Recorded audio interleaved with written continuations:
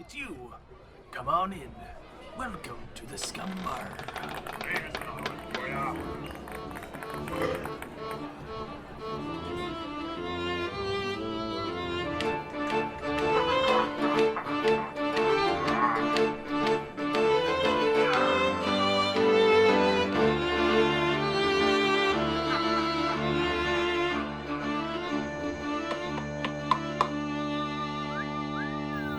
Welcome to the Scumm Bar Podcast, where we talk movies, video games, pop culture, pie, and everything in between. I am your host, Mattbrush, and with me today, I've got a very special somebody out of the darkest corners of the earth. We brought him up, the Kraken and himself. Here he is.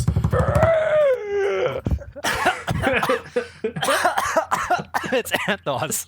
It's Anth0z! Hello, Anth0z! Hello. What a special guest to have on our show today. I am so excited to talk to Anth0z. This is going to be very unique, one of a kind. Thank you. How are you doing it? I already feel like I went on a roller coaster just with your intro. So I'm almost feeling tired, but I should be good. I'll be good. The ride has just begun. I promise you that, sir.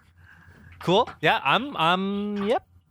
Yeah, that was my answer. How are you? Good. I'm doing great. It's July. I like this month. Summer is nigh. Life is good. Summer's nigh. Summer is nigh in July. And things are great. I'm just really liking the sunshine, and I love it around. So I'm really enjoying this month so far. Canada Day. We don't really do Independence Day, but everyone seems happy enough anyway. So it's been good. Yep. It's good. It's good.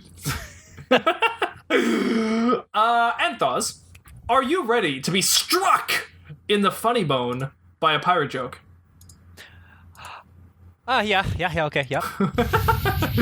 Okay, you sound just yeah, okay. What does a dyslexic pirate say?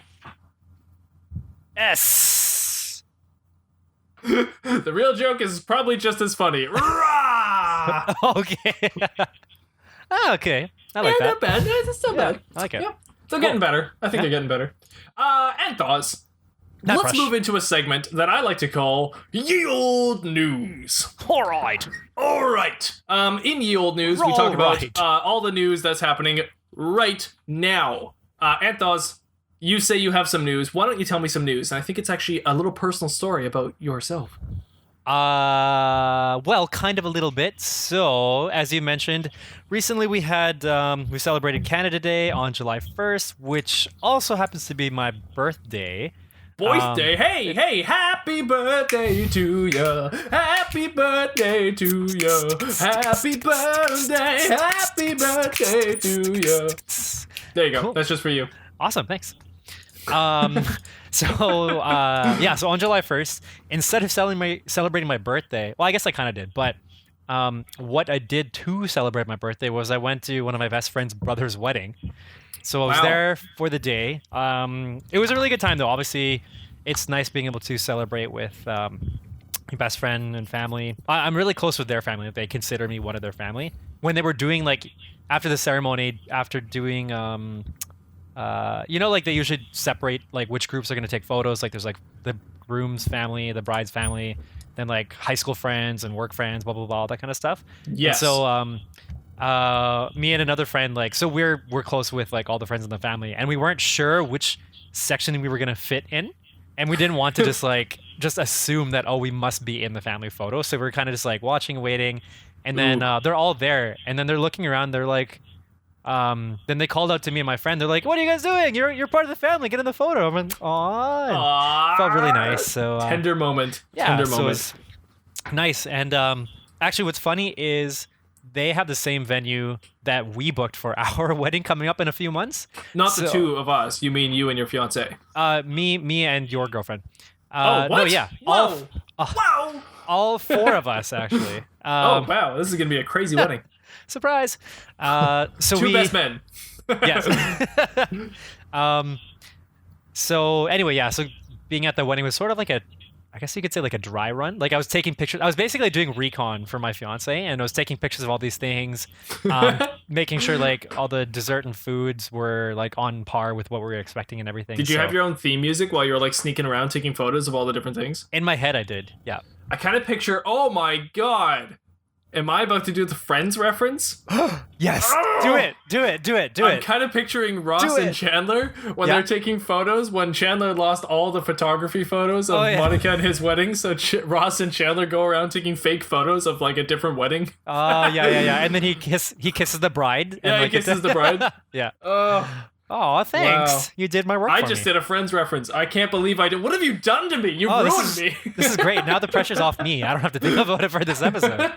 But yeah, so the wedding was really fun, and what I thought was really funny was, so at our table, majority of the people were like people that I know, like good friends of mine, and then it was my birthday, so every time that after a speech, when they do a toast, or when anybody does a toast at any point, everybody would get up and cheers. But my table would specifically say, instead of saying like congrats to the bride and groom, they would say happy birthday to me, like every single time. So they must have said it to me like at least 10 times within a couple hours, and then so it was it was a fun way to celebrate my birthday. That's, you know what, and that's kind of it. Like, you don't know what to expect with birthdays, so you don't want to get your expectations too high, because you have no idea if anybody's planned anything for you. You don't know if you should be doing things. And it's like, then you had this totally, like, subverted expectations by going to a wedding, and you were like, what's going to happen? And then by the end of it, you actually had a really great birthday. Like, that sounds like a perfect birthday. Yeah, that's really that's fun. Awesome. I'm glad it went that way, so that's no cool. complaints there. Yeah. I've got a few more items for news, but do you have anything that you want to bring up? Other than my personal life where I'm digging post holes constantly. Oh, let me tell a funny story. I was digging a post hole, and I got an auger, like a post hole digger, with a gas powered post hole digger.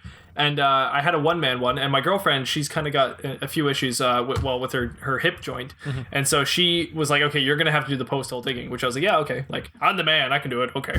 So I get the digger, and I have no idea what I'm doing. So I go to Home Depot, and I rent this thing, and I get this gigantic digger with a huge drill on it. It's actually not that big, but it's just heavy.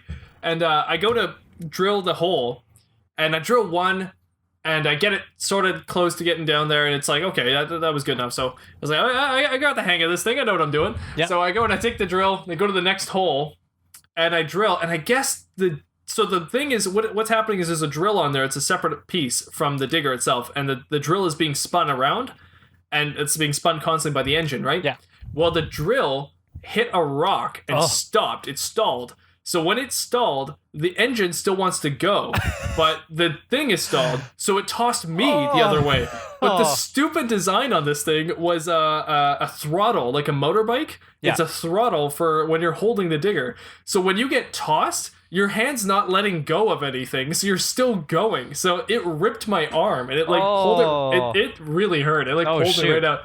So I just cursed into the neighborhood, a very family-friendly neighborhood with children going to school. Oh no! And I just cursed out into the neighborhood and just fell onto the lawn and just stared up at the sky for about 10 minutes or so before I got the gusto to work on it more.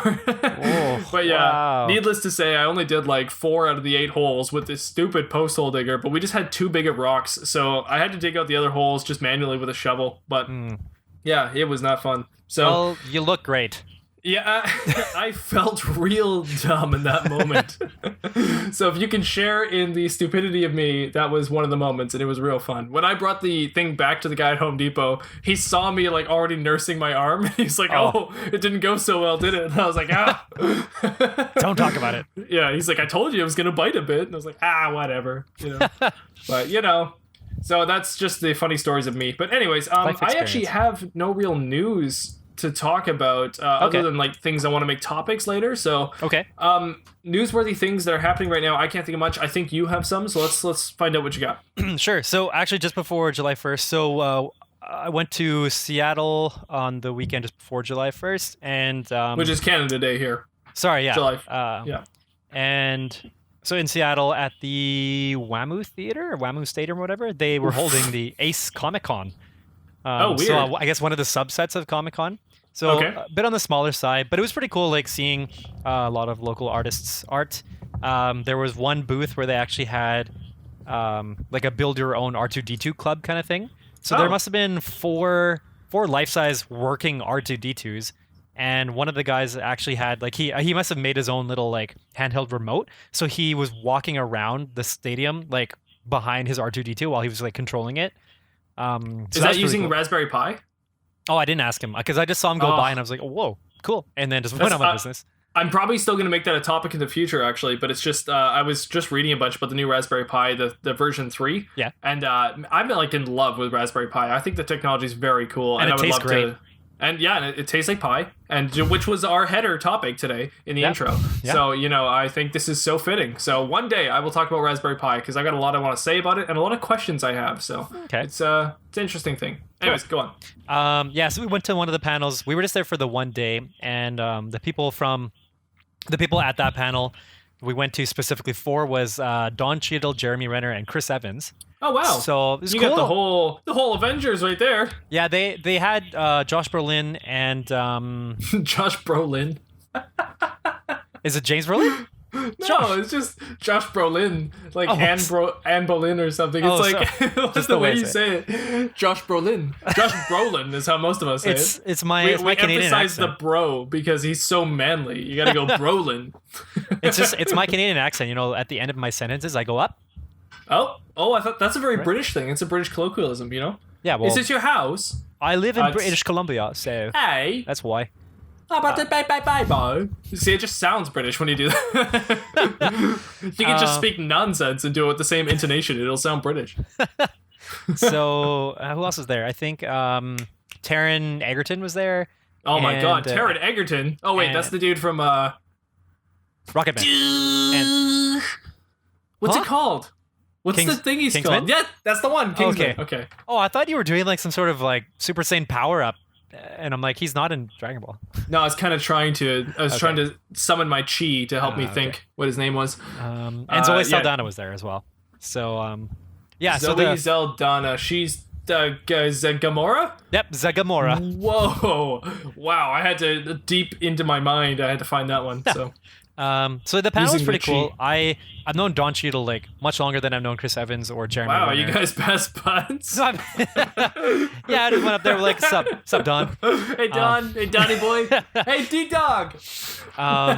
So it was, I think they all had a little bit to drink beforehand, but Chris Evans a little bit too much. Like he was actually like piss drunk. Maybe I think I saw someone say he was an alcoholic. Like I think I saw, and who's to know? The headlines and all that you can't really trust. But there was somewhere where it was saying, "Oh, Chris Evans suffers from a drinking problem." So I wouldn't be that shocked. Oh, that's interesting. Okay. Yeah. Well, either way, yeah, he was drunk. It was like somewhat hilarious, but somewhat also kind of cringy. Like it's not that professional in my opinion, but yeah, I agree. It was. But the dynamic for the three of them, watching them and hearing them talk was enjoyable. So I'm glad I got the chance to do that.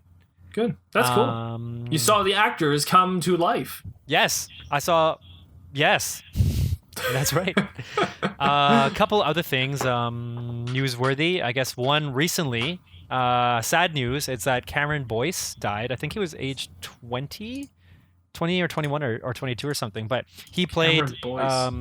he was Adam Sandler's kid in The Grown Ups, one of the kids, and I think he's the younger one with one of the younger boys with like a whole bunch of freckles.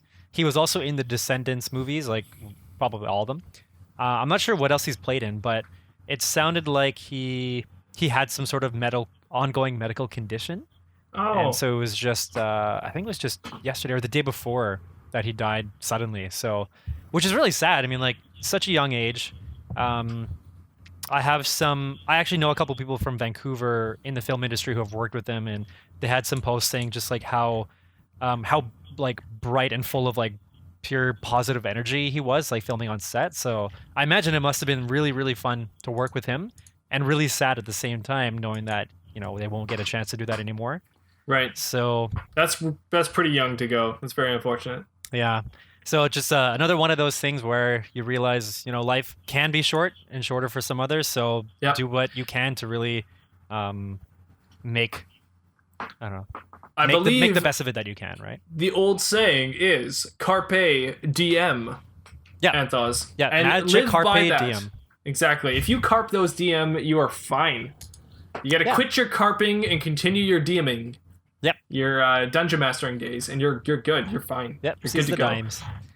Looks like Mulan has a live action photo. And that was my next news topic. Oh, I'm sorry. No, that's great. I was just going to mention that the trailer came out yesterday. Oh, there's a trailer. Yep. Wow, this is my girlfriend's favorite Disney animated film. Ooh. Her absolute, like, she gets a little bit weird about it, and she, like, doesn't know. She's like, I don't know, it's either Mulan or... And then she, like, searches her mind, her database, for, like, another movie. Yeah. And usually by the end of it, she's like, nah, it's Mulan. And, it's, like, she has no affinity for Asian culture that I can think of. Like, there's nothing in her mind that she's, like, as a little girl was, like, super into Asian dynasty kind of culture or anything like that. And yet Mulan just struck her so hard. She loved the story. And, she's a bit of a tomboy, so I think that resonates with her in some sense, right? So I guess that's why Mulan worked, and so that's her favorite one. So there's a lot riding on this one for her, so I'm kind of excited to see the outcome of this Mulan one. Oh, I'm almost a little bit worried now, because the trailer was fine. Like, it was more like just very generic, kind of just introducing some visuals, and you don't really, I don't think you get a whole sense of the story. But what I was told from somebody else was that they've stripped down the Disney version because they want to make it more realistic to the era where it takes place. Oh, she won't like that. Yeah. So apparently is Mushu even in it? There's no Mushu, supposedly. Oh no. There's no love interest. There's no, like, the bad guy is taken out. There's, like, no musical. What? There's no, like, singing or whatever. Isn't it like Attila the Hun or something? It's like, it's some kind of, like, Genghis Khan / Attila the Hun sort of Hun leader, isn't it? Yeah. So my understanding is that, like, if that's not the main bad guy, then it'll probably be somebody else, like maybe some other royal family. It's weird. Hard to say at this point. I didn't read into How it. can I you just take saw out the the trailer. love interest? I don't know the dude's name, but he has the best song. The reason to watch the movie. Like, when I hear Mulan, like, I don't even hear Reflections. I hear his song. Let's get down to business. Yes, exactly. To defeat the Huns. Yeah, that's what I hear when I think of Mulan. I know, so good. I actually, and another thing too, she loves that song of the three dudes singing about women. Yeah. I can't remember what it's called right now. But she loves that song, and, like, I used to hate it because that girl one dude's worth fighting for. That one. Yeah, that's it. That's exactly a girl it. worth fighting for. Yeah. But that one dude with the scratchy voice, like, I was like, oh my god. But I've heard it so much now that it's so charming. I love that song. So yeah, it's I like it. What do we want? A girl worth fighting for. And the fat dude's all like, oh, he wants a girl that can cook or whatever. Like, oh, that's so cute. I love that song. So I've come to really enjoy Mulan. So okay. I don't want to get into it too much, but based on what I saw with Aladdin, and I won't say my opinion on it yet, but her reaction to Aladdin tells me that I don't think she's gonna like Mulan already at all. Like, before even seeing the teaser, like, she's already concerned about Disney doing anything else, pretty much. Yeah. She didn't hate it, but she just, like, with Aladdin, she gave it a 6 out of 10, like, right out of the theater, and was like, we immediately watched the animated one as soon as we got home, because she's like, you need to watch the animated one again because that one was so bad. We need to erase the live action one. Pretty much, yeah. So this that one was her reaction to it. Okay, I'm actually gonna be seeing Aladdin tomorrow. Okay. And then I think soon I'll be buying pre-sale tickets for Lion King because that's coming out on the 18th or something. I'm actually pretty excited for Lion King, although I have a healthy skepticism because of Aladdin, and yet at the same time I didn't really, like, I have no animosity towards Aladdin. Like, I don't, like, I'll get into my review and I've got some pretty in-depth thoughts on it, and I'll wait until you see the movie. But I'm normally pretty harsh on these kinds of things, and I'm actually more tame, I think, on the Aladdin one. Okay. But because of that, I think a Lion King I'll actually go see in theaters because I'm kind of excited about it. I like the music of Disney. I can't not like the music of Disney. Yeah, I agree. Yeah. And then one last thing about the Mulan movie. Apparently it's going to be an all-Asian cast from what I've been told. Right. So, I think that was already talked about and stuff, but that's fine by me. I mean, after Aladdin, which already is going for the ethnic casting, that's totally fine. I think to its setting, I think it's fine. As long as it's not played into a sense where it's incorrectly or overstepping its bounds, you know, like if it's ethnically placed correctly, then that's totally fine. So right. Well, I'm wondering, I don't know Naomi Scott's background. I can look up quickly, but Naomi Scott was Jasmine in Aladdin, but she's fair skin, but I didn't think that she was. Oh, she didn't seem like it in the movie, at least. Like, she seemed in place with the setting, at least. She's an English actress and singer. So I guess. Like- Oh, and she's gonna be in the upcoming Charlie's Angels, right? But looking at the animated Aladdin, like they had fair skin, both of them. Like everyone looked fairly white for a fairly brownish skinned place, right? So, Right. Yeah. I think I would say for live action, they did a pretty good job of keeping the locations looking like how they were in real life. It actually seems like a Bollywood film, so it's pretty interesting. Yeah. Okay. Okay, I don't have any other news. Again, I'm just kind of scouring the internet right now, and I see just random little things that don't matter that much to me. So, Well, this just reminded me. Naomi Scott is going to be in the new Charlie's Angels movies with Kristen Stewart and who oh else? God, is that the Twilight chick? Oh, It God. is. I didn't even watch Jeez. Twilight. Were those movies good? Wow, how did Twilight become like the next hot topic? You got Robert Pattinson becoming the new Batman, and you got what's her face becoming the new Charlie's Angels person. That's crazy. Yep. So That's that's weird. I mean, my girlfriend and I just recently watched Twilight, and I watched the acting, and I was like, you know what? Robert Pattinson's not that bad. He's not a terrible actor. It's just a weird movie and like weird direction given to him. But he's actually a pretty good actor. And I'm thinking about Batman, and I'm like, he'll actually do a pretty good job. I can't see why he would be a bad Batman at all. But she's such a bad actress in that movie. Like, and I don't know if it's her fault. It might not have been. But she's so bad in that movie. And so based on that, she'll suck in Charlie's Angels. ouch. But So yeah, prove me wrong. That's all I mean is prove me wrong. I mean, Yeah. maybe she'll be fine. and maybe her niche kind of acting role is Charlie's Angels. We'll find out. What, the sexy feminine action star? Actually, and that's another thing. I was wondering about that with the new Charlie's Angels. Are they going to remove the sex factor from it?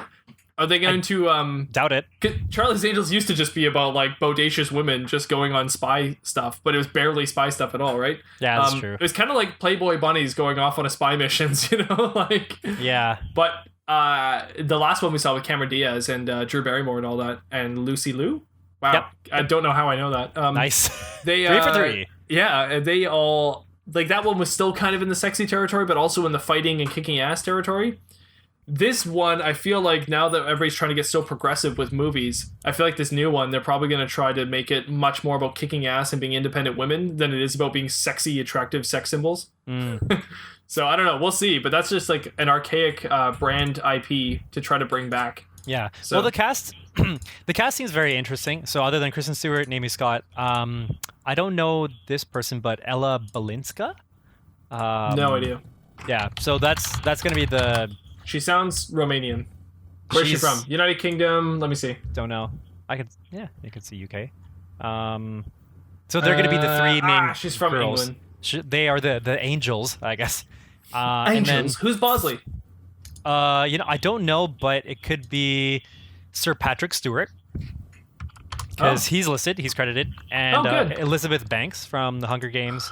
Oh, yeah? And Wait, who is she playing? well, I don't actually know. I just see that they're credited. Oh, okay. And I don't know how to pronounce this, but Jimon Honso, he plays one of the Ravagers in Guardians of the Galaxy. He's the African American guy who like snags Star-Lord in the beginning of Guardians of the Galaxy. Oh, yeah, he's cool. I like him. Yeah. He was also in Shazam. He was the first. Wait, he's who? Yeah. That's him. Who? That's him. You? Come on, man. Who? You too? Yeah. So that's Charlie's Angels. These 3 look weird. There's like I haven't seen the video, but there's like Kirsten Stewart. What? This looks really weird. Then again, I'm not the target audience, so I mean, I shouldn't really be trying to review this all that much. And just from my point of view, this looks stupid. Like, I don't know why it's made. But I'm sure there is an audience for it. The Baywatch movie got asses in seats, so I'm sure this will too. Yep. It'll probably happen. Yeah, I'm sure. Then again, the Baywatch movie was mainly for the women, and this movie is mainly for the men, I guess. Wait, what? Really? That's how I saw it. The Baywatch movie, all I heard from my social circles was women wanting to go see it, right? That makes sense. So for this movie, Charlie's Angels, all I'm assuming is maybe the men want to go see it. Right. Okay. Maybe. I'm not sure. I'm not gonna.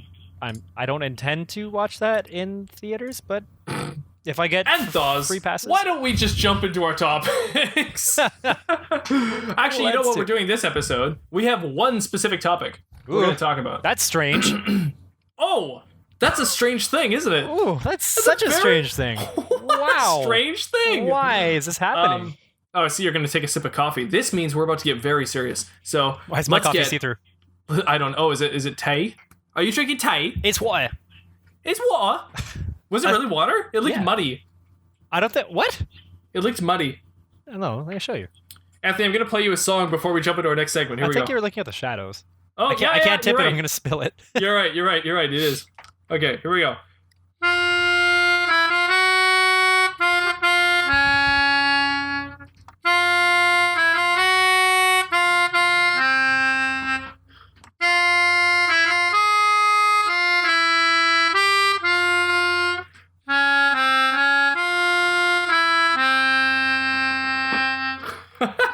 How long have you had a melodica? I've had a melodica for so long. I just never pull it out. Today I was like moving boxes and saw the melodica and was like, what's it doing there? Oh, I thought you were going to play the theme song for Stranger Things. I'm like, wow, this is going to be epic. Such a better transition, but that's not what I'm doing. Okay, let's move into Stranger Things. Let's do it. The first topic we're going to do is spoiler-free topics or spoiler-free thoughts about the show. Okay. Then we're going to take a brief intermission, and then we're going to go into spoiler zone, okay? All so, right. Fans, hopefully you can keep up with that. I don't think that's an odd format. Let's move on. Moving into spoiler-free zone, Anth0z first impressions with all of Season 3 Stranger Things. How are you feeling about the show? I was happy with it. I enjoyed it all the way through. It was funny watching. Well, maybe not funny, but it's interesting seeing them in the third season, like seeing the kids in the third season, and They're thinking grown back up. to the first season. Yeah, like they're all their voices are lower, their hair's longer, they're all like taller and lankier, and also the outfits are much different from what they used to wear in the first ones too, I think.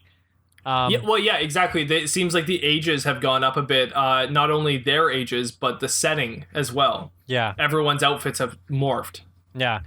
It's what I like is, I guess this will probably be in the spoiler section then. Actually, not really. No, this was in the it was in the trailer. They showed the setting where they're kind of like where people have fun and stuff, right? In the trailers for season 3. Yeah. Like in Starcourt in the mall. Of course. Yeah. Okay. Starcourt is not a spoiler.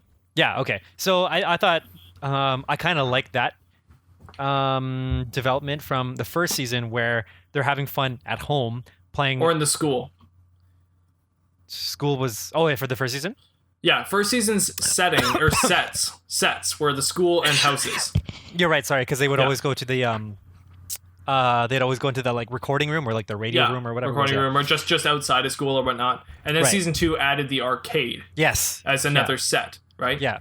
This one adds a massive set for Starcourt Mall, which is a real life set from what I can tell. It seems like it's fully built. It looks like a real mall. Yeah, I assume it's a real mall that they've just like changed up for the filming.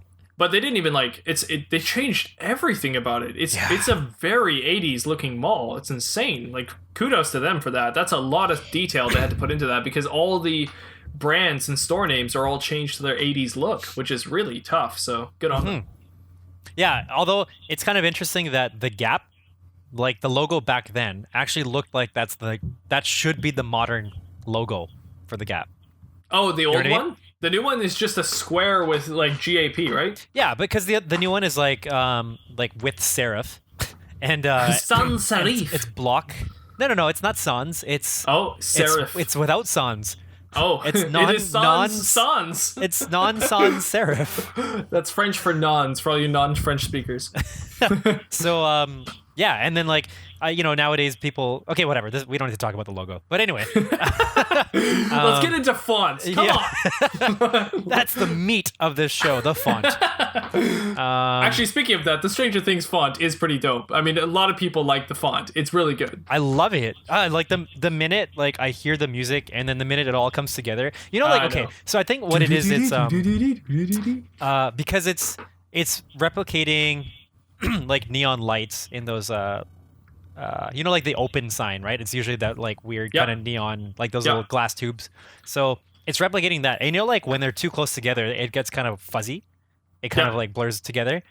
So that I like that about the logo. Like when when Stranger Things finally comes like all together on screen, and like the lights are kind of overlapping a bit, and it starts getting fuzzy. For me, just looking at that makes me feel like it gives me that nostalgic feeling. Yeah. So right from the beginning, I'm already feeling I'm in whatever era they're in. I'm not in my modern time watching something in the past, but I'm in there. Like I feel it, which is I've always really enjoyed that. No, I agree. And well, to me, it hits me on a totally different note, but I still get all these like emotional feelings about the title. But to me, it feels like a book. It's really weird. It feels like when the title comes in, it looks like a Stephen King book. It's like a really intense book, and then it always comes in with chapter 1 or something, right? And it's so... It hits me hard. Like I remember my girlfriend recommended Stranger Things to me back when it first came out, and she hadn't. I think she watched like maybe 20 minutes of the first episode, right? And she told me I should watch it. I kept telling her I do not want to watch the show. It looks really dumb. And then she showed me was the intro, and back then I'm pretty sure it just went right to Stranger Things and then the chapter title. And right when I saw it, instantly I was like, okay, I'm on board. I'm on board right away. And I thought, weirdly enough, it was. Each episode was different, like Black Mirror, but it wasn't. It was an anthology, or not even an anthology. It was just a regular show. But, it just hit me right away because of the font and the way that it was presented. But anyways, that was a tangent. Fonts were actually relevant to Stranger Things somehow. We got to fonts. Yeah. So. Yeah. And actually, now that you mentioned the episode titles, I like the titles. Like they're not like cryptic or anything like that. They're pretty like straight to the point, and they're on the nose, but enough for you to be intrigued, but not know what's going to happen. Yeah, and also when I read the titles, like I'm already imagining one of the kids saying it, right? Because it's usually a quote from somebody's lines. Yeah, and exactly. So, and that's what makes me like it a little bit more, because like even though we have the kids at the cast, we've also got Winona Ryder. What's her name? Mommy Wheeler. No, she's not Wheeler. She's Mrs. Byers. No. Mrs. Byers. Oh, Mrs. Byers. That's Joyce. Joyce Byers. So yeah, there's Joyce Byers, and then there's Hopper, who are like two pivotal adult cast members, right? Of course. So I like that there's still more focus towards the kids, even though the parents have a lot of involvement. Right. And I think for the most part, I don't know. Well, at least I noticed like a couple of the chapter titles, a couple of the episode titles, they were quotes that like the kids had said throughout those episodes. So yeah, I like how they keep bringing focus towards them. Yeah. Everything seems to work on this season as a whole a lot like the first season. The writing especially is just on fire. It's like their transitions and pickups were perfect. It'd be one scene would end, and the way it would end would transition really well into that very next scene, which would be a totally different character.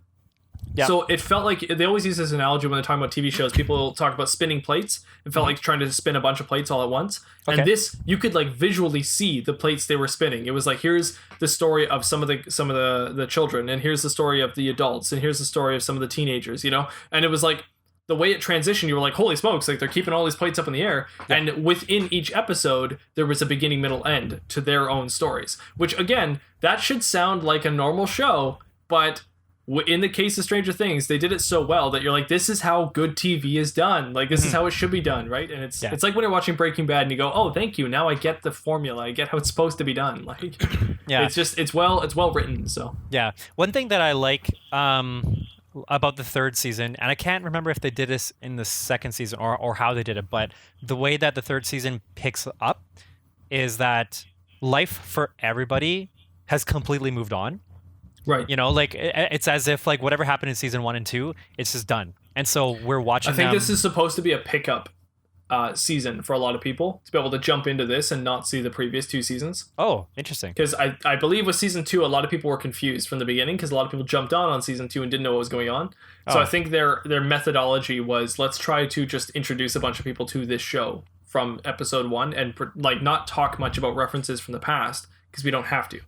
Right. Well, season 2 would be a weird place to start because they had that one episode where Eleven goes and meets. Oh God, that's like the most hated episode in TV. I did not like that episode. It was awful, and it's hilarious because the directors, that was like their favorite episode to make. So they were really excited to show it, and then everyone hated it, and they were shocked. Like they had no idea that was going to be such a controversial episode for everyone.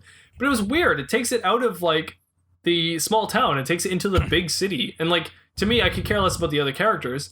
but just moving it out of Hawkins and going into a different city was already concerning enough for me. I was like, that's not what I want to see. I don't care about other cities. Like, yeah, and especially when those characters weren't used again in the rest of that season. They were strictly for that one episode. And I get that they needed to... Well, I don't know if they really needed to, but they use that as a way to show for 11 to grow with her powers, to understand them a little bit more, and just become a stronger power user or whatever. But I feel like they could have done that in other ways, like slowly. I don't know, like through remembering some like flashbacks or something like that. Something a little bit more simple, something that doesn't take away from where the current setting that they've already created and where they're already hanging out, right? So definitely. But anyway, back to season 3. Overall, like I was happy watching it. I don't often binge shows, but season 2 I binged, and season 3 we binged over 2 days because we just didn't have the time to do it like all straight in one day. But I really enjoy being able to do that, just to watch, like, everything's released and you can just watch everything in one go. You don't have to wait a week, and you remember everything that you've seen beforehand. So like you're not left wondering, wait, was this a callback to something, or things like that. So yeah. I definitely enjoyed it. Overall, just this season, on a scale of 1 to 10, what would you give this season? Ooh.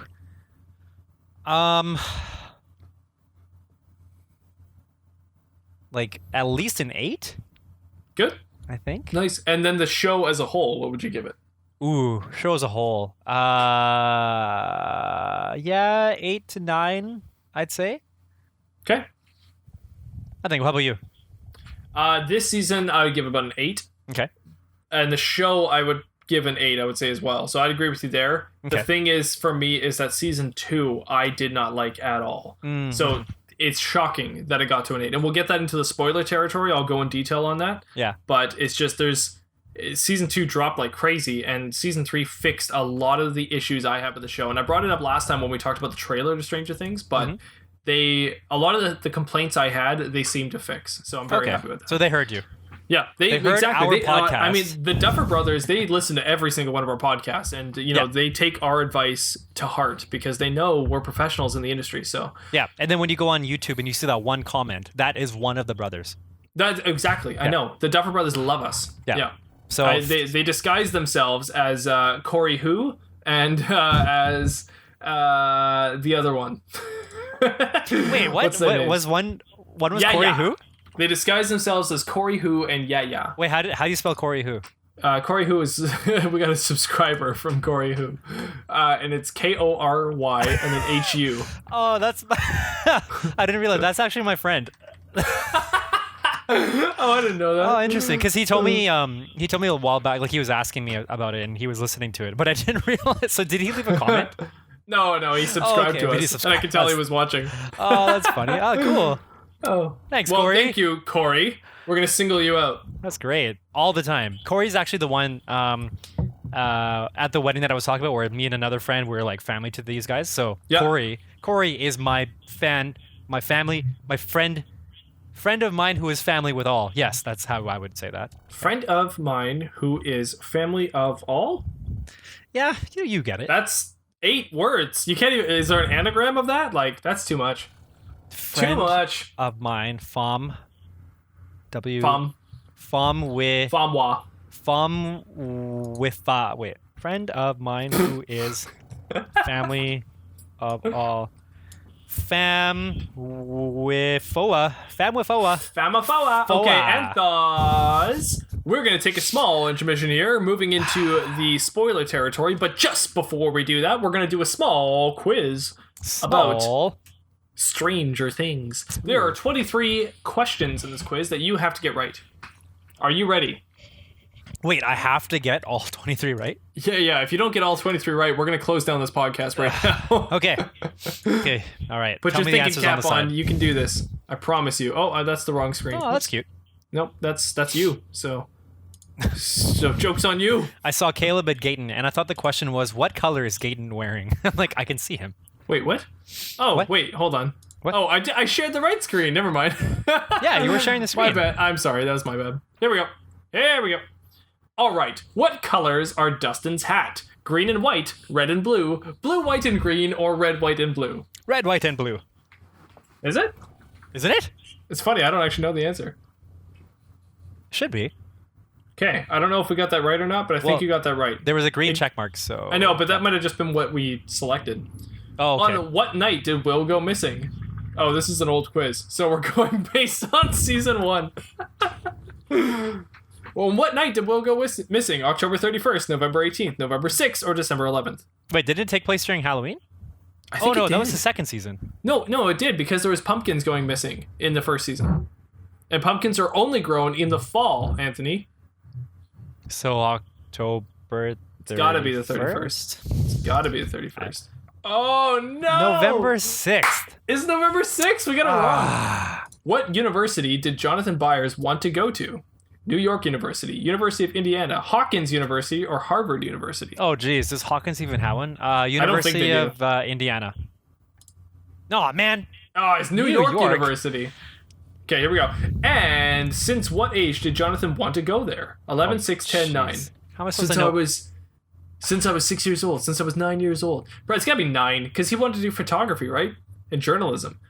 So he probably wanted to do that since he was 9. Right. You're not 6 years old thinking about that. You could be. Well, what do you think? Maybe it's 11?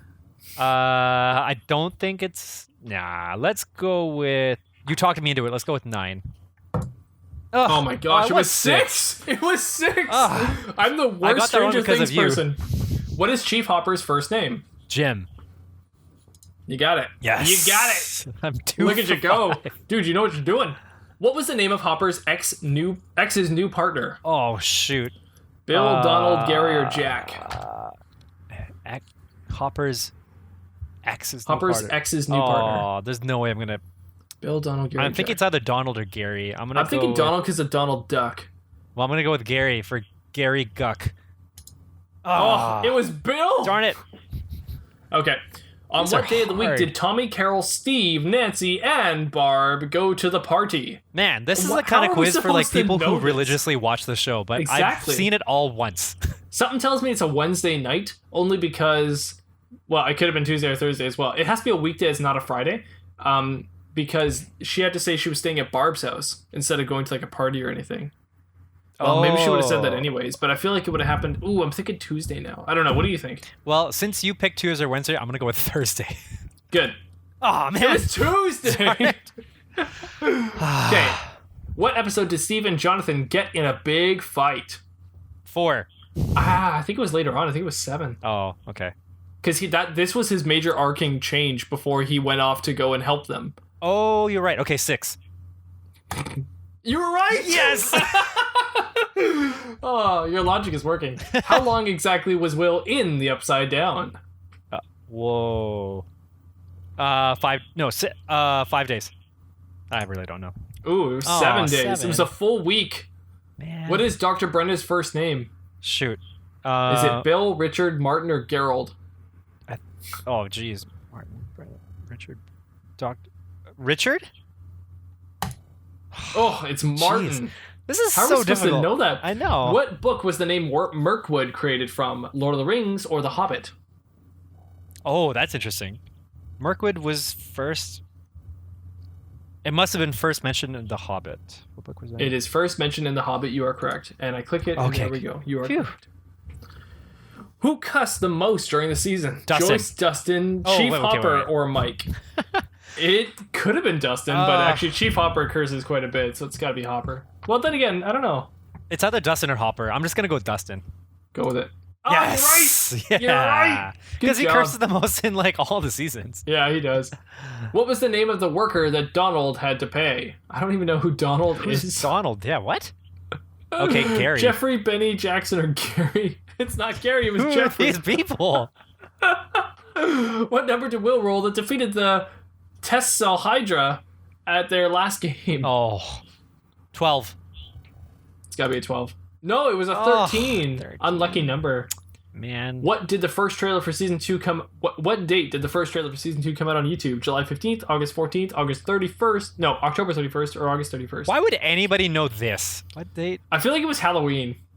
But... No, must have... Wait. Oh, trailer for season 2. Oh, actually, that can't be right because it aired. It aired on Halloween or around there, didn't it? Season 2 aired in... Okay, I'm going to go with July 15th. Yeah, me too, because that makes sense. Oh. Nope, it was August 31st. Man. Which Stranger Things actors starred in Panic at the Disco? Finn Wolfhard, Millie Bobby Brown, Noah Schnapp, and Gaten Matarazzo. Millie Bobby Brown? You're wrong. It was Noah Schnapp. Oh, Noah Schnapp is Will, isn't he? Yeah. Oh, I don't know. Okay. How tall is Will? 5'1", 4'9", 5'3", 4'11". Short. Jeez. How short is Will? Should be the answer. 4'9". Question. 4'9". Yay! You got it. I've got, you got one. like 3 or 4? What is Will, right or left-handed? I would assume he's left because he's artsy, but I don't know. I'm gonna go with right. You're right. Yeah. I realized that from season 3. Haha. Oh, what? Good job. Thank you. What book was Hopper reading to Sarah in the hospital? Anne of Green Gables, Charlie and Chocolate Factory, Where's Waldo, or James and the Giant Peach? I'm gonna, because you were drinking peach, I'm gonna say Schnapps. James and the Giant Peach. Yes, I did make a James and the Giant Peach reference earlier, so let's see. Although it was Anne of Green Gables. Oh, interesting. Oh, we tried. What is the name of the man who was supposed to do Will's autopsy but then didn't? Okay, Bill, Robert, James, or Gary? Is it Gary? we've seen Gary and Bill so many times. I'm gonna go with Gary. I hope it's Yes! Gary. We finally got Gary. Oh, there was finally a Gary. What color is Will's dog? Black, white, dark gray, or black and white? Oh shoot, Will's dog. Black and white. Oh, I don't remember. It's gray. Oh, it was white. Man. Who opened the gate to the Upside Down? The Demigorgon, 11, Brenner, or all of the above? Open the gate. Open the gate. Brenner? I think specifically it would actually be 11 who opened the gate. I think it's a combination of all three that is the reason why the gate is open, but 11 specifically opened the gate, I think. But you can go for Brenner. I will. Sure, Brenner. Sure, Brenner. Oh, they would have taken 11 or all of the above. Ooh. What? That's dumb. When Hopper was going to the morgue to see Will, what article of clothing did he say he forgot to get in? Scarf, hat, coat, jacket. He forgot to get in something? Yeah, it's got to be his hat. I'm going to go with hat. That was like his iconic thing. Yeah. It was his hat. Okay, yeah. And that is it. We got 9 out of 23. Well, that's better than what I thought we got, which was 4 or 5, but 9. All right. 9. 9. All right. Moving into spoiler territory. Spoil. So if you don't want to know what happens in Stranger Things Season 3, then you must stop. You must close your ear holes because... Pause and then binge Stranger Things 3 and then come back and press play. Exactly. Because it's going to get pretty bad from here on out. Okay, spoilers starting now. Dumbledore dies.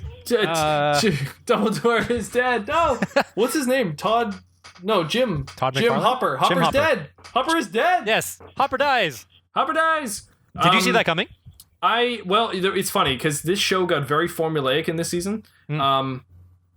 So much so where there's a moment where it's like, okay, they're all in trouble. Someone needs to save the day. Who haven't we seen in a while? Oh, Lucas hasn't done much. We're probably about to see Lucas do something. Then Lucas does something. Like he suddenly pulls out his slingshot and did something. And I was like, oh my God, we can call the show before it happens.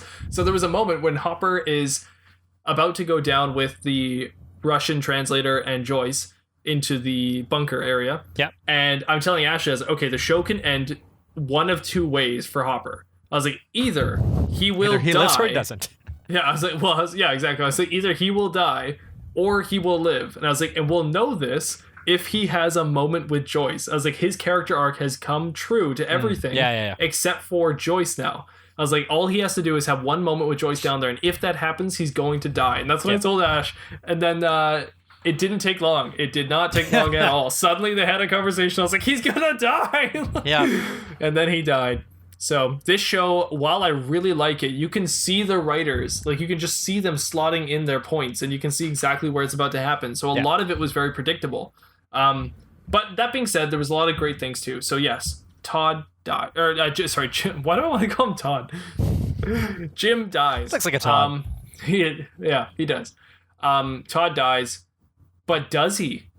You know? See, that's the thing, and I was thinking about that with some of the other characters that we've seen who may or may not have died. Again, I guess it's based on how we see them die, or if we actually see them physically die. Right. Especially with Jim, we didn't actually see him die. We just assumed death. Yeah, because like with in the very was it the first episode when we see all those scientists die, like we see them get electrocuted and their bodies they don't completely evaporate or disintegrate, but they like melt. Yeah. We didn't see Jim's body whatsoever. Melt. Yeah. So yeah, that could mean maybe he got sent to the Upside Down. Like, because that is always a possibility with anything in the show, right? Like, right. Will was missing, Upside Down. Barbara missing, she was in the Upside Down. But then she died in the Upside Down. She did die, but she was there before we found out, right? Do you think that Jim went into the Upside Down, and then the Russians who were working on the Upside Down at the time had pulled Jim back out of the Upside Down? Oh, are you alluding to like how the the ending? Right. Yes. I didn't even think about that. I guess that's possible. Or personally, Jim I thought he was dead. Is that Demogorgon that they're keeping? Oh, I don't think so. My girlfriend pointed out the subtitle said something about an American. Yeah, that's right. Yeah. So she is under the impression that Jim is still alive in a cell there in the Russian facility. That makes sense. That makes but a lot of sense. But the only way that he would be in a Russian facility that makes sense to me is if the Russians, got him. But there was no Russians to get him. But if the Russians have a different portal open somewhere else, maybe if Jim did go into the portal before it was destroyed, then they pulled him out of their portal. Yeah. So I guess that would be kind of still a little bit like I think that would be cool and definitely possible. But from what we understand about the Upside Down is it's pretty much like it literally is an upside down mirror of where we are now. So for him to go into the portal where they were, which is in Hawkins, and then get pulled out in Russia, like that means the Russians would have had to traverse all the way over to where That's an interesting to Hawkins. point. So if that, I mean, like if the rules apply that way that we know of, but because they were using a different form, like they were using that big machine to open it up, we don't actually know where that hole was leading to yet. Right. Maybe that's something we'll find out. Maybe it's specific. That's a good point. Yeah, because at the same time, like, well, actually, no, they mentioned in the previous season that holes have been opening in other places, hadn't they? Yep. Yeah. I think they mentioned that. Yeah. Yeah. So maybe we just we haven't gone into the territory where we understand like how the holes exactly work. Like let's see. I'm also trying to think of when we saw 11 and Will, whenever they went into the Upside Down, they didn't physically go into a hole or a portal or whatever. They just kind of like closed their eyes and they were there. Yeah. So in that sense, we can see that there could be a different, you end up in a different location based on how you enter the Upside Down. So yeah, that could be a thing. Yeah. Well, all in all with this season, some big highlights for me was I was really upset with Max and Max's brother. What's Red his Ranger? Name? Yeah, sure. And I thought that they sucked in Billy. season 2. And Billy. And the way they tried to throw them into season 2 did not work for me. I didn't enjoy their characters. Yeah. This season turned me right around on that. I think Billy they made compelling, and they actually showed a nice backstory to make Billy an interesting character. And Max, the story between Max and Billy made that more compelling, and I would have liked to have seen a few more scenes of the two of them trying to convert Billy back to normal. Yeah. I think it would have been better if Max was the person to change Billy back to out of his self and out of this spell he had on him. Yeah. That would have been better if Max was the one to do that, not Elle, just to create more of a character between them. But I thought it was good, though. I thought that what they had shown was nice, and I like to see the effort there. That was good. And I really enjoyed taking Elle's powers away. Stripping her down to nothing was the smartest move they could have made, because that made Elle a more interesting character now. Instead of her being too powerful and always saving the day, she now doesn't know what to do when she can't save the day. So that was much more interesting to me. Yeah, and I think that helps with allowing the other characters to grow and to step up. Exactly. Because otherwise, if they're always relying on 11, then we're never going to get a chance to see what everybody else is actually capable of. I mean, they've always, more or less since season 1, I guess since like halfway through season 1, like the kids have always been a team. They've always worked as a team. They didn't always work with the team with everybody else. But finally in this season, we actually see them all working as a team, even though they're on different paths. They're trying to work towards the same thing, and they don't even realize it until like halfway through the season either, right? Because like Dustin is with Wait, what did they call it? They were Team Scoop Troop. Scoop Troop. They were the Scoop Troop. So Scoop Troop is doing their own thing. They're hunting down whatever the Russians are up to for the first half season, and then what are the other teams? Some sort of like Waldorf I don't know. Team 11, like they're I guess. What was Team 11 doing? I don't know. Everybody was doing their different things. And what I thought was really interesting was that we didn't see all of them together in one scene until the very last episode. And it was only for like 5 minutes. And then they split up again. I hated that. To be honest, that's the formula they had in season 1 and season 2. And I'm sick of it. I'm so sick of it. And like in season 3, we're in like episode 3 and everyone is still split. And I was like throwing myself at the screen, and I was just like, just put them together. Like, I'm not here to watch a bunch of Marvel single shots and then have the Avengers in your last episode. Like, that's so annoying to me. I really like it when... And actually, no, in season 1 I made fun of it, but season 1 they did a lot more of this, where you would see Mike talk to Nancy for like a second. They would have a conversation, and neither of them would know anything that's going on in their own storylines. But at least we got that cohesive moment where they felt like a family. But in this, it's like Mike and Nancy don't talk until all the way to the end when they finally relay all their information to each other and then catch up on board. And it's like so annoying because it's like, it's just a very typical structured story, but I'd rather subvert expectations in a good way and change it a little bit. So we throw in some familiar family territory into that. Yeah, so I actually really dislike that. I didn't like throwing that in because season 2 bothered me how Mike and Elle didn't see each other at all the whole season. And at the very end, they finally meet up again when everyone meets up in the cabin to like do some giant shootout thing. Yeah.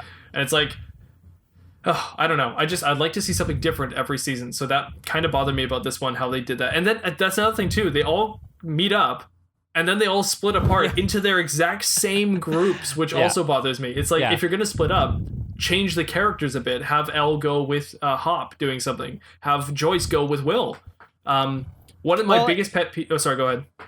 Well, I was just going to say, I'll be quick. In terms of the story, if they're all separate and then they come together, to me it makes more sense for them to stay with the groups that they had already been with because they all know that information together and they all had their plans and they had built in their own individualized group cohesivity. So it would have been weird for us to see a new dynamic and all of a sudden that works out really well. You know what I mean? Like that would be a little bit less believable. Like, it worked because they wrote it that way, but they could have wrote it in a different way where it would work the other way, right? Like, they're the gods. They can do whatever they want. So if you write something where Elle now has one part of the map and Jim has the other part of the map, then now they make sense to be a team to then move on to do something else. I get that there should be story arcs by the end of it, but you can create an arc while having a character talking to different people throughout their journey. They don't have to be talking to the same person the whole time to come to the same conclusion. Otherwise, you get these dumb moments where you've got Joyce and Jim constantly bickering when we know where their conclusion is going to get to. And then a joke even happens halfway through about where their conclusion is going to get to because it's so obvious. But we have to wait because that's how a season is done. So it doesn't make sense to me. So as a writer, it seems off. It just seems like annoying because it's done it before. But my biggest pet peeve, for sure, was putting these people in the same roles that they've already been in. Having Joyce and Hop together was a little frustrating because we've already seen them together a lot. And having the biggest, the most egregious one was Nancy and Jonathon doing the exact same crap they've done in this season as they've done in the other seasons. And it was boring. And I like Nancy and Jonathon. That's what I was frustrated about. They were my least favorite duo on screen, and they used to be my favorite. So I really was annoyed to see Jonathon subverted to just like the character who complains the whole time and doesn't want to do anything, and Nancy as like the take charge woman who's doing all this stuff and then failing at it. And I was like, you guys are just not fun to watch. You know, like weirdly enough, Dustin was the most interesting character this season. Like I never liked Dustin, and now he's hilarious. He's like my favorite character. Like it's bizarre. This is pretty awesome. Nancy and Jonathon, just like their rat storyline where they're like tailing a whole investigation, was so minuscule in the grand scheme of things, and it felt like some kind of last second thought, like an afterthought to throw their story into it. The most interesting scene they had was being chased by a monster in a hospital, where then they had to like kind of save each other back and forth, and you didn't really know who was going to live or die. And that was interesting for a little bit. That was about it. Near the end, Jonathon got to do some interesting things. Nancy got to do some interesting things when they were in the group. But just together, they were pretty boring, which kind of sucked. Yeah. But other than that, like, other characters popped like crazy. Elle was way better this season. She was great. She wasn't full of herself or like super annoying or like cocky. She was just she had strong powers, but she was like trying to learn more about being a person, and that's so much more compelling to us. Yeah. So I like that. It was nice to see her hanging out with Max, and not always having to watch like a group of guys do their thing and be boys. Yes, and that at was the a same really time, good choice. Yeah, so it was cool to see that, and at the same time, like we also got to be, it's like we got to be the audience with Elle and Max, because when Elle was spying on them, like that's pretty much like what we expect to see of like boys when they're together. That they'll like laugh and they'll like fart and stuff like that, right? So it was cool. Yeah, bring it around to that kind of direction. Yeah. I was gonna say, like, I definitely agree with you with that whole formula of like, waiting till like everybody, wait until the very last episode to bring everybody together. That was one of the reasons why I didn't give it more than an 8. Right. Another reason was specifically, okay, so this show to me, like, it's funny, or like there are funny moments, and that's more of just like genuine interaction, or because that's how the characters actually are, and I can expect that from kids to a certain extent. Like, you know, like kids say the darndest things or whatever, right? Like whatever way you look at it, the kids are still kids, so they're going to act like kids, and even if it's like a serious, scary situation, they're still going to act like the way kids do, right? Right. So, what I was okay with on the adult side was when they were when they had gotten that translator guy and they were driving towards the amusement park, and then the guy was telling the Russian that Joyce and Jim hadn't had sex yet, and then the Russian guy started laughing, and so for me that was like, okay, so that's like on the cusp of where I'll take this kind of serious show and them being jokey in this kind of in the midst of everything. That whole Russian guy was very animated to the point where he wasn't realistic at all. Yeah, exactly. He wasn't really realistic. He was fun and cutesy, but not realistic to the Stranger Things story at all. Yeah, I agree. Yeah. So in like that kind of took away for me a little bit, and then I agree. I think what took away the most for me though was when Dustin finally got a hold of Susie. Yeah. And in order for her to tell him what something's constant, whatever the number is, he had to sing a whole duet with her. And I'm like, like if they showed like a snippet of it, or if they just sang like just like a portion of the chorus, like I'd get it. It's the never-ending story. You got to hear the whole song. I know, but like for me that was a little bit unbearable. Like this is that's too much of like trying to force comedy. Yeah. And too long, and for too long too. Yeah. So that's one thing that was a kind of like a big thing for me that I didn't really like about the season. No, I'd agree with that, definitely. And on that note, too, when they were singing that song, all I could think about was you and I. And I was like, well, we have Skype, and there's a bit of a delay on Skype. And I was like, they're singing together, and it's sounding amazing. They're harmonizing. Yeah, I was like, there's no way. This is like watching Glee or something. I was like, this isn't actually happening. That's just how good his big size handheld radio tower was back in the 80s. Cerebro. So that's actually you struck a good point there that I really wanted to bring up too. So Hop in general, but like this is kind of my thoughts for the whole show, but I'll use Hop as my best example. He was so animated and so emotional this season. Yeah. In the sake usually of comedy, just to express emotions that the show has never needed to do before, but that for some reason this season they decided that it needs to happen. Yeah. And with Hop, he found Elle kissing Mike or shutting a door to be so scary to him that he was like so animated about it and so nervous and neurotic and anxiety filled and all that. And then Joyce goes off and is trying to investigate some case while he wants to have a dinner date. Yeah. And then he gets so like jealous about it and so weird about it.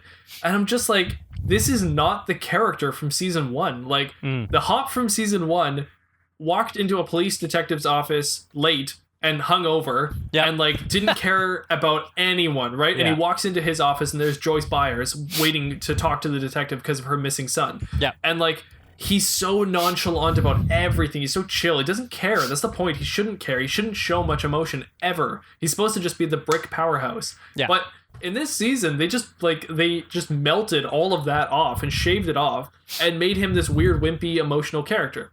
And then, out of nowhere, they decide to start making him an action star and throw an Uzi in his hand, and he's like shooting all these people, one-handed Uzi shooting all these guys. And I'm like, okay, now it's Die Hard. Like, it's really weird how it shifts with his character. But the most bizarre thing they did with him is at the very end of the show, they like to show this weird monologue of him talking. Right? And the monologue is supposed to be this very emotional scene where he's writing a letter to Elle and to Mike. And the letter, everything that's written in there is exactly Hop from season 1. And I'm like, okay, like, you can tell me this story, this sob story that's supposed to be really emotional, but you can't do that when you've shown me a totally different Hop this whole season and then pretend that he was somebody totally different the whole time. Because now you've got Joyce and Elle being very emotional about some Hop that we never saw that whole season. So it's really weird. Like, I found that really annoying because I was like, I felt robbed of getting more of the good Hop while we had to wait throughout the whole season to get the good Hop after he's gone and dead. So it's almost like you'd have to binge season 1, 2, and 3 like all together so that your image of Hop from back then is a little bit more fresh and it makes sense to have that last monologue. Yeah, but if you see Fat Hop in his Florida shirt compared to like the other Hop drinking a whiskey at work, like, it's very different, you know? Like, it's just, there's major differences there, and it seemed really weird. Also, the Die Hardy action storyline got a little weird for me too. Yeah. When kids are killing people and like people are killing people and there's no remorse, no emotion, nothing, I was just like, that's a little unrealistic and strange. It felt like it was an action movie because of no emotion being shown for just killing people, right? So it was very weird on that sense, I guess. Like, Elle takes a car and just crushes a bunch of Russian scientists, right? Yeah. Or soldiers, I should say. Yeah. And she's mad, I get it. But she just killed people, and none of the boys are going to be like, so this is death, this is love. Like, this is, like, nobody's explaining any of this to her. It just seems so weird. Yeah. So, well, I think she's already experienced death because she has, right, when in multiple scenarios. I think it makes a little bit. It makes sense for her to go through that, and for them to show that there's no, like, she's not showing any remorse. I feel like they must have tried to set up like this whole, like, the Russians are automatically the bad guys and they're out to kill us, so we have to kill them first. Yeah. But I can get why at the same time still, like, kids being involved in that, there should still be some sort of semblance of like, wow, this is really happening. And it's weird to me that Mike's not bothered by it, right? Like he's just a regular kid. He's like, what, like 12, 13? And like, he's seeing people die. And it's like, if I was 13-year-olds and saw like people die, I'd be like, that's strange. Like, maybe I should talk to my girlfriend who doesn't know what she's doing, killing these people, and talk to her about the morals of life and death. Like, but they must be used to it. Maybe from like season 2. I don't know, like the way that the Mind Flayer, he wasn't actually called Mind Flayer the whole season 2, was it? I don't think so. There was Demogorgon and Mind Flayer, but there was, I thought, something else in there too. Wasn't there like Shadow Monster or something Shadow? Yeah, I could see that. Yeah. Yeah, I guess I feel like they must have witnessed enough of that in season 2. I can't recall season 2 enough. But I was gonna say, so Billy, and you were mentioning how Billy and Max in the second season like wasn't as enjoyable to watch them back then as it was to watch them in season 3. They were much more interesting this time around. Yeah, so in season 2, I think I practically like I hated Billy. Yeah, and not to the extent where like it's an actor doing a really good job and making me hate this character and I applaud the actor. It's more just like, this character is really annoying me. Kind of like Lucas's sister in this season. Like that was like, this is too much. Like, I did not enjoy her character at all. That was they were the worst lines. Like, it's not her fault. Just the lines sucked. Like, and it was like, it made no sense. Yeah. So anyway, with Billy and Max in season 2, well, I guess for the most part, Billy, to me, he was sort of like that stereotypical like douchebag who is supposed to die because he's a douchebag. Right. And so I was kind of surprised when he didn't die in season 2. And in season 3, first episode, he dies. I'm like, yes, like it wasn't like a yes of victory for me, but more of like, yes, I like that story writing, because for me, season 2, he looked like that person that character that should have gotten into too much trouble from being a badass or whatever. Yeah, and getting killed. And then season 3 comes along and he's still being a badass, but in the midst of that, he gets caught where he shouldn't be and quote unquote dies. I mean, like, he ends up becoming part of the like being controlled by the Mind Flayer, but at the same time, I like how like how we didn't have to see more of him throughout the season, like as his typical season 2 Billy character. I like that he was different right from the beginning, and he was the outlet for the ultimate bad guy. Like I liked that connection. I thought that was. I really agree. cool. I think that was handled well. Yeah. Last thing I can remember, at least from my notes, is just that Notes in my head, my mind notes, my mind flayer notes. Notes. Yeah, go on.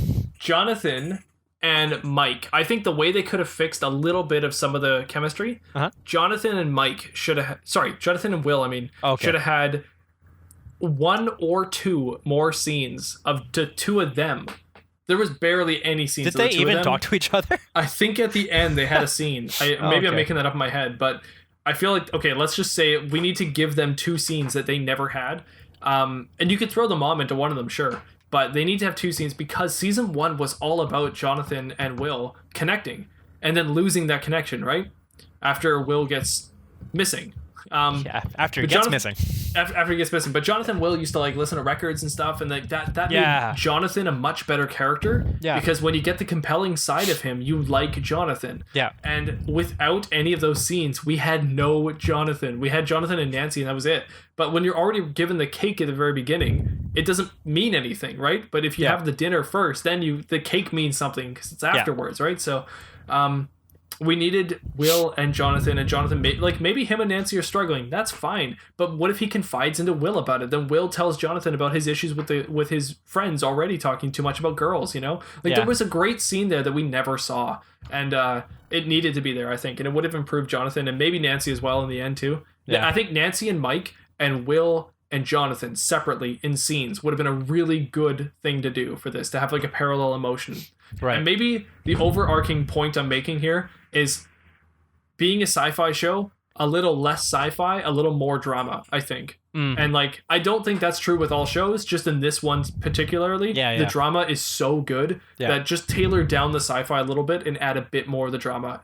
Yeah, exactly. Yes. Yeah. And I think that would work well. Yeah, because for this, like being a sci-fi show, it's not like it doesn't seem like the kind of show where the sci-fi aspect takes over absolutely everything of the show. It's really just like it stays siloed. Right? Yeah, they run parallel with each other. Yeah, so I think I agree with you there. What's his name? The hair guy. Steve. Yeah. So I guess it's weird. Like I thought they already had enough focus on Steve throughout the previous seasons because in season 2 focused on him a lot more than I thought it was going to. You know? Like what I thought was cute was so in season 2 we already know that Steve and Dustin had this like bro relationship or like kind of like brother, like literally like a brother relationship, right? Yeah, exactly. Like they were like Dustin was copying Steve's hairstyle. Steve was giving him tips on like how to meet girls and stuff like that. Yeah. And then what I thought was cute was in season 3, like all the kids except for Dustin come up to meet him at Scoops Ahoy, and he's like, "Oh, like you kids again? Okay, come on, like let's get you into the theater." Yeah. But then when he finds out Dustin's back, he's got like this face. It's like, I know my bro's back, so and he's like genuinely happy to see like his little brother basically. And I thought, oh, like that's really cute.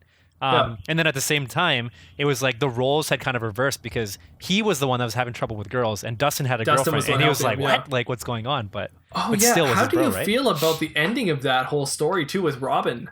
That was weird to me. With her being a lesbian, or at least that's how I took the story. I think that's what they were saying. Mm-hmm. It's like, wait, what? Like, it totally made it so Steve was finding the perfect girl until now he's not going to be with her anymore. It's like, it was frustrating to me as a viewer. I really wanted Steve to end up with a really good girlfriend, you know? And she seemed awesome. And then suddenly out of nowhere, she's not actually interested in him. And I was like, what? Like, I felt really weird about it. How'd you feel? I don't know if I felt weird about it. I think as soon as it happened, I might have been like, oh, okay. And I kind of just went with it because I guess I wasn't as invested in Steve finding a girl than anything else in the story. So I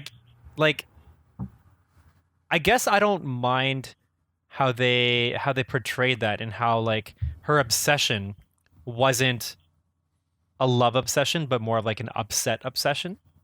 Right. So I guess in the end, like I was okay with that. I don't necessarily need to see Steve find a girl he seems to be better when he's not with a girl. Like he's that character that rises into like whatever occasion when he's not with a girl, I guess from what I see. So maybe it was just weird that it was so like out of nowhere. I'm not even sure if like they kind of foreshadowed that or gave any kind of hints that she was lesbian, or exactly. Is she lesbian, or like like could she be bi? Like, do we know? I don't know. I thought that what she was saying is I'm not actually interested in you. Like that's how I took it at least, but I don't know. It was really weird. It came out of nowhere. Yeah. Okay, I'm gonna do something here as my last thing. Ooh. And you can mirror me with your own review. So my pairings, I'm gonna review my pairings here real quick. Okay. I'm gonna order them in hierarchy of how good they were. Okay. And this changes throughout each episode, but I'm just gonna talk about the overall pairings here. Okay. So my least favorite pairings in the whole show were Nancy and Jonathon. They were the worst, I think. Mm-hmm. Okay. Just above that was Joyce and Hop. Yeah, I had a feeling. Just above that would be now Dustin and Robin and what's his name? Steve. And the girl. And then just above that, I'm going to categorize all stories together for the kids. Which would be Mike and Elle and Lucas and all of them together. Yeah. So that's my hierarchy of them. Now, keep in mind that all switches throughout each episode, but the overall ones I actually found interesting were in that order. So, yeah that's how I see it. What do you think? I would agree for sure for like the bottom two. I had a feeling those were your bottom two pairings as well, being Jonathon, Nancy, and Hopper and Joyce. The next set, I guess it's a little bit difficult for me to really separate, but what I did like, and I'm sure we got a little bit of this in season 2, but it's almost like season 3 kind of like really solidified it. But was it Will? I think Will in the second season, he was already feeling kind of left out when, because like it was Dustin and Dustin and Lucas, that they were both into Max, and Mike had Elle. So Will was already the odd one out, right? But towards the end of second season, and was it end of second season? Either way, in season 3, Dustin's like off on his own. He's got this other girl. Mike's still with Elle, and Lucas is now with Max, and that's like official. So Will is still like the odd one out, but like he's getting these moments to be with just the guys, and he's witnessing these guys go through all this girl trouble, and he's thinking like this is stupid. Like, why do you have to go through girl trouble? Like, who cares about girls? And he's the youngest. Well, as an actor, he's the youngest one, but I guess he's the same grade or same age as them in the show. But probably, you know, as the kids are growing up, he's growing up less than they are. So he's growing up at a slower rate than they are. Which I think, I think it's interesting if they might attribute that to him being in the upside down for so long, and he's always been the odd one out. Like he missed out on a lot of growth that they went through trying to find him, and then he always felt isolated because he had the mind flayer that was like inside him for all of season 2, right? So it was always like kind of Will's just always isolated, but now he's isolated because he's witnessing his friends pretty much move away from what tied them together in the first place. Like he tried to play Dungeons and Dragons with them. He had gone all out, had the costume, put the whole party and plan together, but they just weren't having it because they were so caught up in like their girl life. So I enjoyed watching the three of them go through that together, and then watching Mike and Lucas realize like, oh man, like he's really hurting.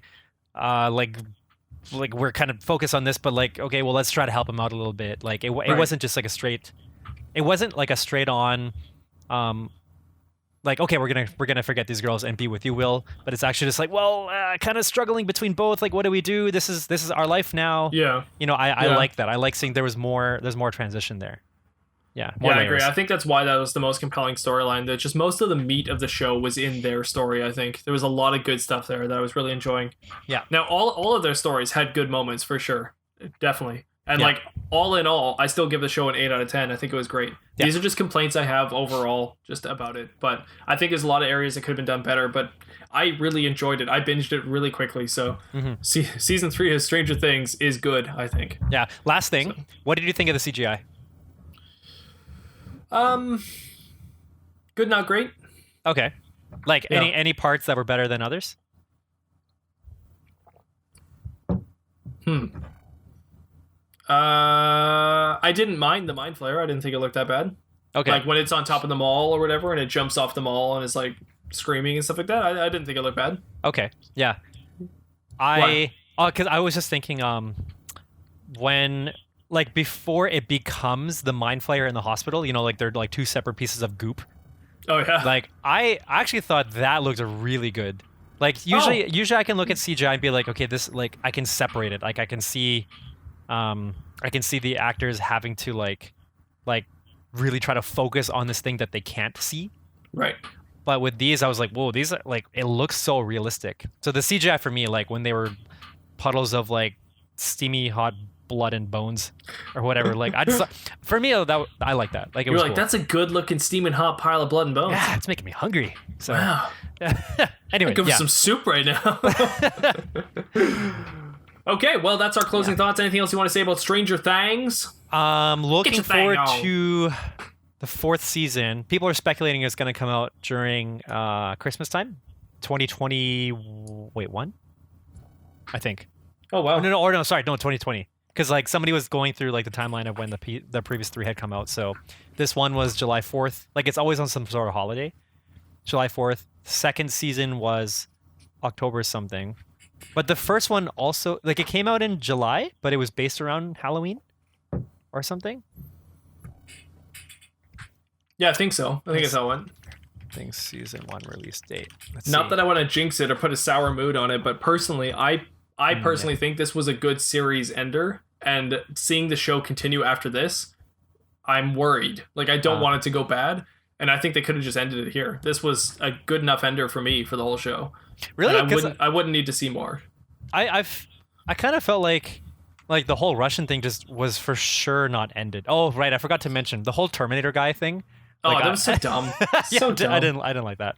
I will break you. They were like doing the Ivan Drago and like Terminator stuff all over the place. Yeah, it's kind of. I know the Russian storyline didn't really get me. It didn't capture me much. As far as the drama goes, though, these characters' arcs have all come to fruition, and we don't necessarily need to see more about them. Sure, it might be fun. It also could be horrible. So I don't want to see it in case it's bad. But where we are now with the characters, they're all at great places. So we don't need to see more. Is how I see it, at least. So. Yeah. Cool. Okay, so that's it for me. Anth0z? Mattbrush? Anth0z? Where could the audience find you? Well, if you want to find me, you can find me on Twitter at Anth0z1. Holy, did I sound like Goofy? It's hard to tell with my. That was pretty good. Cool, I keep telling my girlfriend you got a good Goofy, so she wants to hear it. So yeah, that on Twitter that is at Anth0z1. And if you want to find me, you can find me at Mattbrush Gaming at Twitter. You can also send us a little emaily do at the Scumm Bar Podcast at gmail.com. If you'd like to find our podcast on any of your favorite platforms, you can type in the Scumm Bar Podcast, and I'm sure you will find us. If you'd like to watch this podcast in YouTube format, you can type in the Scumm Bar Podcast into YouTube and find it on Mattbrush Gaming's YouTube channel. That's me! So, please, if you see us in any place, give us a comment, let us know how you're doing, what you think about the show, give us a like, maybe review us some stars if there is any. If there's like a thumbs up, do that. If there's like a dog symbol, click on that. Pretty much anything. We're willing to take anything right now. If there's the number 11, just give it that. Give us an 11 and we'll know what you mean. Yeah. We know what you mean. Oh, yeah. Okay, Anth0z, why don't you give us that famous thing that we always like to say at the end of our show? Go for it.